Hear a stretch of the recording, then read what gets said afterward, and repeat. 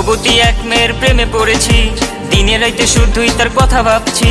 মুচকি হাসি দিয়াই আমার মন করছে চুরি, পরনে ছিল নীল শাড়ি, হাতে রেশমি চুড়ি। যখন দাওয়াত খাইতে গেছিলাম বিয়া বাড়ি, প্রথম দেখে ক্রাশ খাইয়া তাহার প্রেমে পড়ি। তার জন্য মন আমার করে আহাজারি, কেমনে দিমু প্রেম প্রস্তাব, চিনি না তার বাড়ি।